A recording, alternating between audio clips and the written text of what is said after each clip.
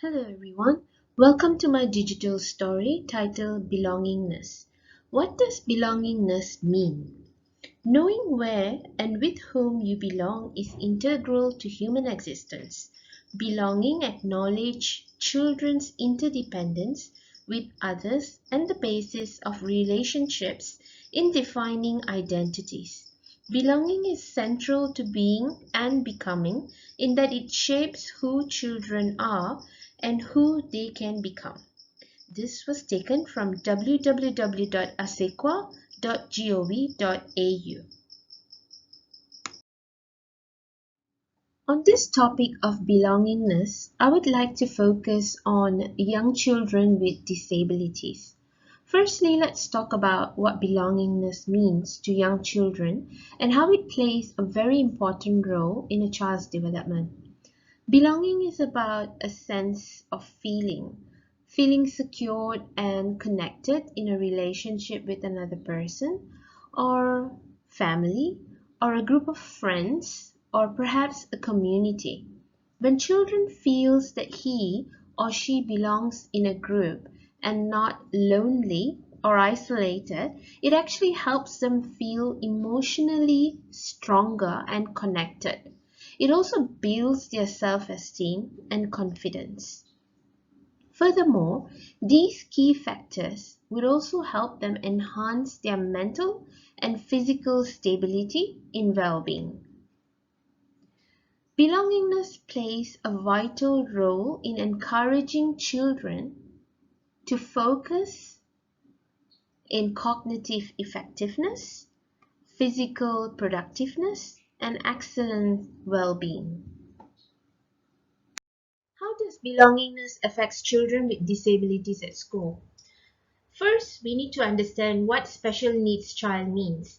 The term special needs is used to describe a vast area of diagnoses and disabilities.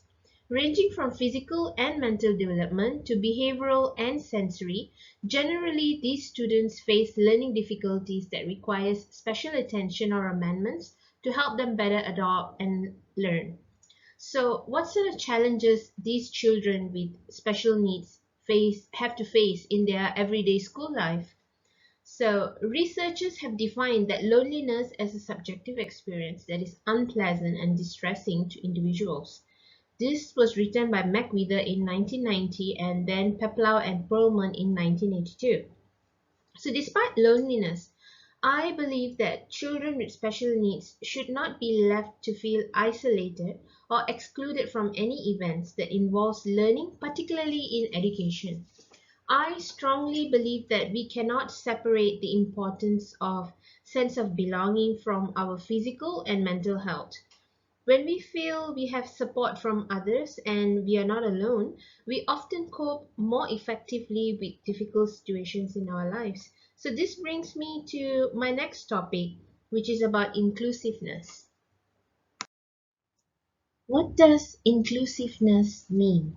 For teachers and educators like myself, inclusiveness plays an effective strategy in helping students learn successfully. The UN Rights Chief Bachelet said that children with disabilities must have a say in all matters that affects the course of their lives. Now, before we initiate inclusiveness, we need to firstly meet the needs of students with disabilities, particularly in their needs to feel like they belong. How does teachers or educators apply inclusiveness at school for children with special needs? When teachers and educators plan an activity or a curriculum, they must use various assessments and approaches to ensure that each student's needs are met. We then make adjustments and implement various teaching pedagogies so that every child develops within his or her own space and time.